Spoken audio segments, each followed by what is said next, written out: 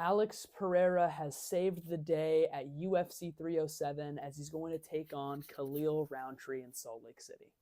And wow, I am very, very excited for this fight. Definitely not the fight that I expected or the whole world expected, right? Nobody was expecting Khalil Roundtree to fight for the title next, but it is kind of Sean O'Malley, Chito Vera-esque, John Jones, Dominic Reyes-esque, Pantoja versus Usyk-esque, Adesanya versus Sean Strickland-esque. If you see what I'm trying to get at here, even though Khalil Roundtree's not deserving of the title, it's not like anything that we haven't seen before. And sometimes it's just a right place, right time type of scenario. Even though I feel like it should have went to someone like Volkan Ozdemir, Magomed Ankalaev, or Alexander Rakic, it isn't. It's going to Roundtree. We got to deal with it. Let's get into this video. So, give me Pereira by KO. Like, are you serious? I can't pick Khalil Roundtree. As much as I actually do like him, he's very likable. He has a good backstory. Coming up, used to be a fat kid, lost a bunch of weight, got into fighting. Now he's doing great. But let's be real.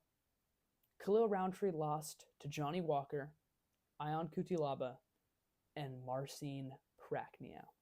If you're getting dismantled by Marcin Prachnio, KO'd by Ion Cutelaba, and KO'd by Johnny Walker, you're just not fit to fight for the belt, if you know what I'm saying. I mean, I do love Khalil Roundtree. I do hope that he pulls off some crazy magic because that would just be so insane. But it's not going to happen. I'm sorry, it's not going to happen. I am going to pick Alex Pereira by a second round KO. I do think that Roundtree is going to do a lot better than these other people like Jamal Hill, right?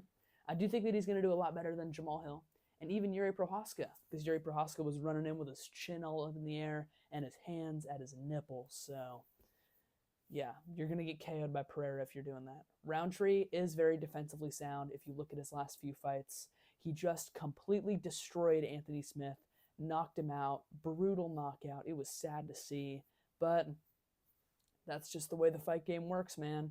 We all signed up for this, or they signed up for this. I don't know if I'm saying we, but Khalil Roundtree, he has good calf kicks. He has heavy hands, good punching power. I mean, everyone has a puncher's chance, but I feel like Roundtree has a little bit of a better puncher's chance than somebody like Jamal Hill, right? And I also do think that Roundtree is going to be smarter than all these other guys and shoot for takedowns on Alex Pereira. Why is everyone's game plan to go strike with the Glory Kickboxing champion, right? Like, why?